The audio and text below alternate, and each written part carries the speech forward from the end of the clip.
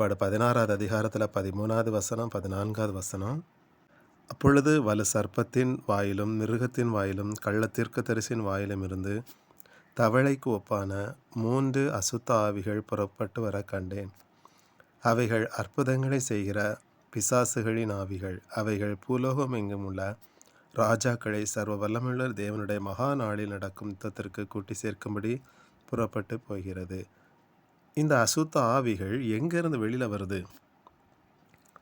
அது வலு சர்ப்பத்தினுடைய வாயிலும் இருக்குதா, மிருகத்தின் வாயிலும் இருக்குது, கள்ள தீர்க்கதரிசியின் வாயிலும் இருந்து தவளைக்கு ஒப்பான 3 அசுத்த ஆவிகள்.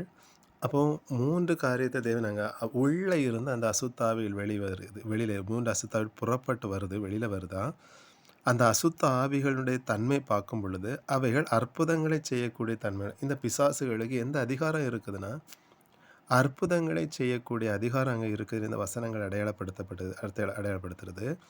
அப்போ அற்புதங்களை செய்து அப்படின்னா அது எப்படிப்பட்ட அற்புதங்களுக்கு அடுத்ததாக இருக்குதுன்னா, ஒரு அதாவது அவரை தேவனை ஏற்றுக்கொள்ளக்கூடாத அளவுக்கு அந்த அசுத்தாவிகள் அற்புதங்களை செய்து அந்த ஜனங்களை அதாவது தேவனால் உருவாக்கப்பட்ட பிள்ளைகளை நரகத்திற்கு இழுத்து செல்லும்படியாக அந்த அசுத்தாவினுடைய தன்மைகள் இருக்குது.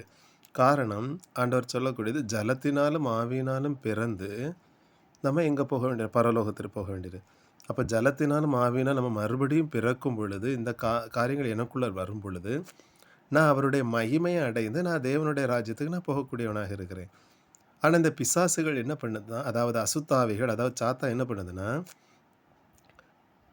அவருடைய பிள்ளைகளை பரலோகத்திற்கு என்று போகக்கூடாதபடி அவனை சிறைப்படுத்தி கொண்டு அவங்களை எங்கே கொண்டு போகிறான்? நரகத்திற்கு கூட்டி செல்கிறவனாக அவன் இருக்கிறான். இப்படி அவனுடைய தன்மைகள் இருக்கிறது. அதாவது அவரால் உருவாக்கப்பட்ட ஜனங்களை அவன் எங்கே போகக்கூடாதுன்னு அவன் இருக்கிறான். அவர்களை தேவனுடைய ராஜ்யத்துக்கு என்று போக விடாதபடி அவன் தடுக்கிறவனாக இருக்கிறான்.